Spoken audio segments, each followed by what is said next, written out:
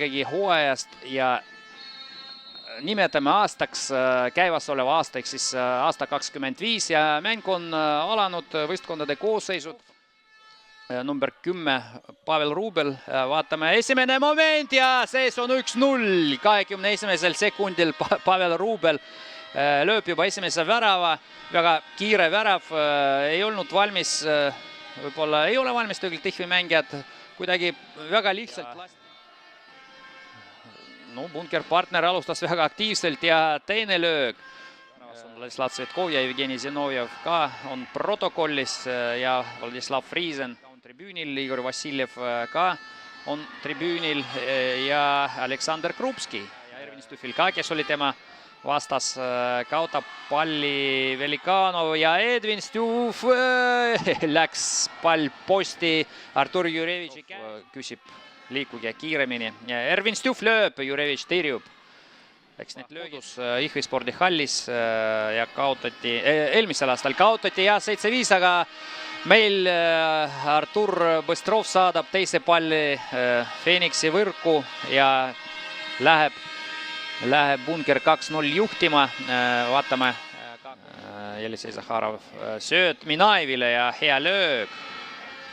Aga Vladislav penaltiga ja hea löögi teeb Velikanov.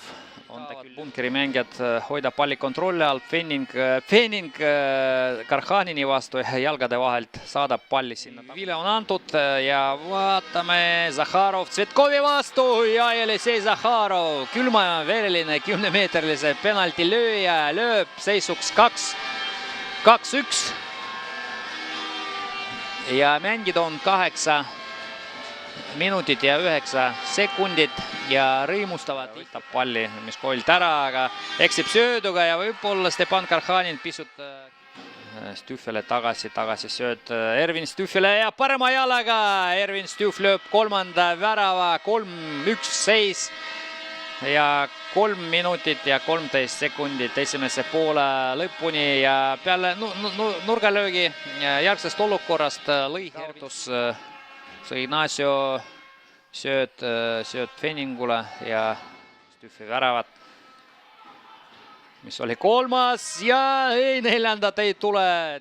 Ei, on joone peal ja terjub Ervin Stüffi löögi. Kas ei jõua keegi Bunkeri mängijat?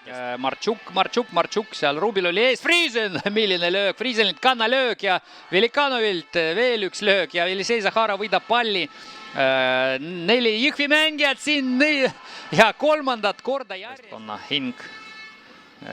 Ja vaatame Vnukovil, Artur Jurevitš. Õige otsus oli pressingu alt ja parem lükata auti, kui hakata mängima siin oma värava ees.